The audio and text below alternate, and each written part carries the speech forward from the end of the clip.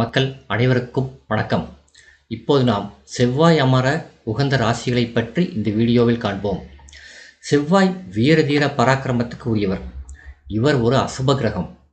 ஒரு ஜாதகரின் தைரியம், அசையா சொத்துக்கள் சேர்க்கும் திறமை, எதிரிகளை வெல்லக்கூடிய ஆற்றல் போன்றவை அந்த ஜாதகரின் சுய ஜாதகத்தில் செவ்வாயின் நிலையை வைத்துத்தான் அறிய முடியும்.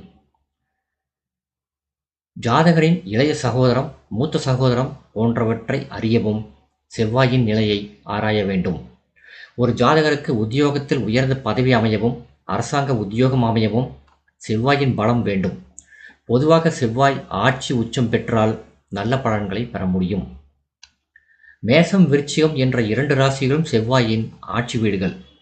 இங்கே அமரும் செவ்வாய் ஜாதகருக்கு தைரியம், பராக்கிரமம், சாகசங்கள் செய்யும் நிலை, அசையா சொத்துக்கள் பெறும் நிலை, வேகமாக செயல்படும் நிலை போன்றவற்றை தருவார். மகரம் என்பது சனி பகவானின் வீடு. இங்கே அமரும் செவ்வாய் உச்சம் பெறுகிறார். பொதுவாக சனியும் செவ்வாயும் சேரக்கூடாது, ஒருவரையொருவர் பார்த்து கொள்ளக்கூடாது. இங்கே அமரும் செவ்வாய் ஜாதகரை வாலிப வயதுக்கு பின் வாழ்க்கையில் உயர்நிலைக்கு உயர்த்துவார். செவ்வாய் குருவின் வீடுகளான தனுசு, மீனத்தில் நட்பு நிலை பெறுகிறார்.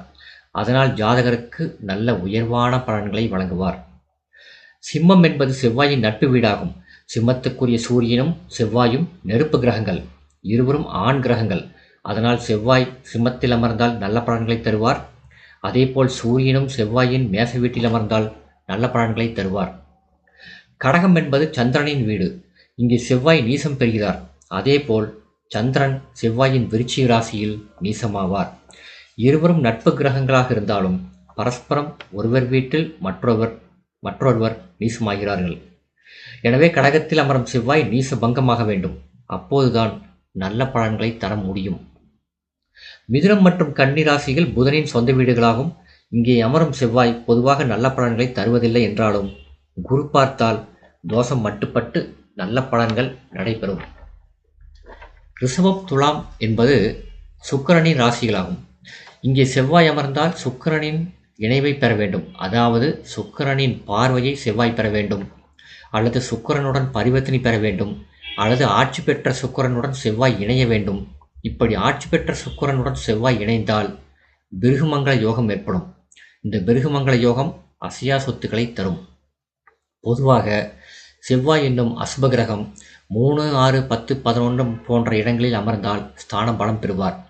அதனால் ஜாதகருக்கு நல்ல யோக பலன்களை தருவார். 3ஆம் இடத்தில் அமர்ந்தால் நல்ல பலன்களான செயல்படும் ஆற்றல், சக்தி போன்றவற்றை ஜாதகருக்கு தந்தாலும் சகோதர தோஷத்தை தருவார். 6ஆம் இடத்தில் அமர்ந்தால் எதிரிகளை வெல்லும் ஆற்றலை தருவார். நோய்கள் இல்லாத உடலை தருவார். ஜாதகரை வழக்குகளில் சிக்க வைக்க மாட்டார். 10ஆம் இடத்தில் தொழில் வளத்தை தருவார். 11ஆம் இடம் என்னும் லாபஸ்தானத்தில் அமர்ந்தால் செய்தொழிலில் நல்ல லாபத்தை தருவார். லாபத்தை கொடுத்து ஜாதகரை செல்வந்தனாக்குவார். எனவே பொதுவாக 3, 6, 10, 11 போன்ற இடங்களில் செவ்வாய் அமர்ந்தாலோ, ஆட்சி உச்சம் பெற்றாலோ, குருவின் வீடுகளான தனுசு, மீனத்தில் அமர்ந்தாலோ, சூரியனின் சிம்ம ராசியில் அமர்ந்தாலோ, சனி பகவானின் மகர ராசியில் அமர்ந்தாலோ நல்ல பலன்களை ஜாதகருக்கு தருவார். ஏனைய ராசிகளில் செவ்வாய் அமர்ந்தால் அவருக்கு குரு பார்வை உள்ளதா என்பதை ஆராய்ந்துதான் பலன் சொல்ல முடியும். இந்த வீடியோ உங்களுக்கு பிடிச்சிருந்தா லைக் பண்ணுங்கள், ஷேர் பண்ணுங்கள், சப்ஸ்கிரைப் பண்ணுங்கள். நன்றி.